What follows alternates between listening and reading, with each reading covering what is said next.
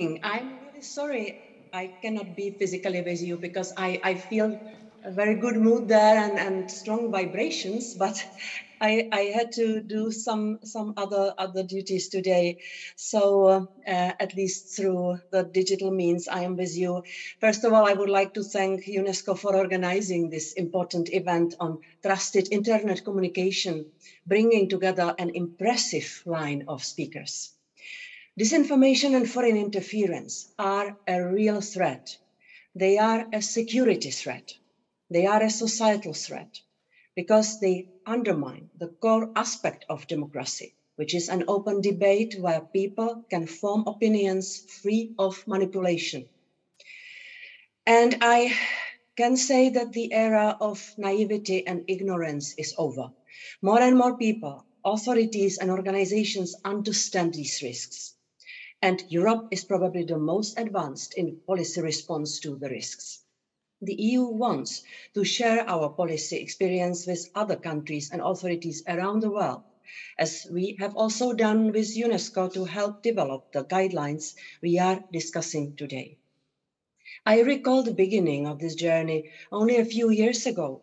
Many people had doubts, saying we should not do anything. This would be against freedom of speech, many said. And for instance, also disinformation is not a real threat, they argued.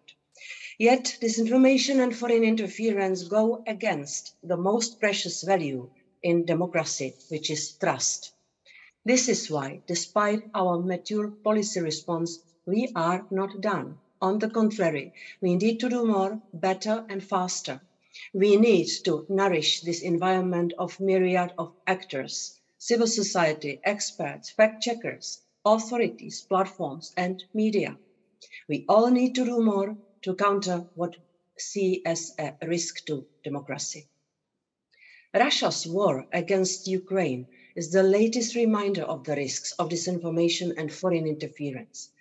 The Kremlin is fighting its war not only with bombs, but also with words. Since the war started, the Kremlin has unleashed a tsunami of propaganda. But it has been engaged in disinformation and foreign influence long before the war. The Kremlin has never underestimated the power of free speech in the democratic world. This is why it forbids it at home. Foreign information, manipulation and disinformation are an ever-present and evolving threat. They are coordinated and well-funded activities, often supported by the state. This is why they are a security risk.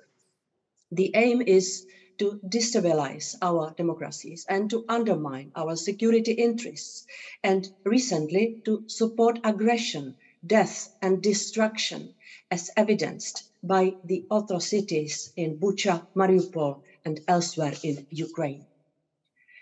As someone who grew up in the communist Czechoslovakia, I understand well this playbook. In the past, the authoritarian regimes made critical thinking a crime. They aimed at killing hope that better life is possible.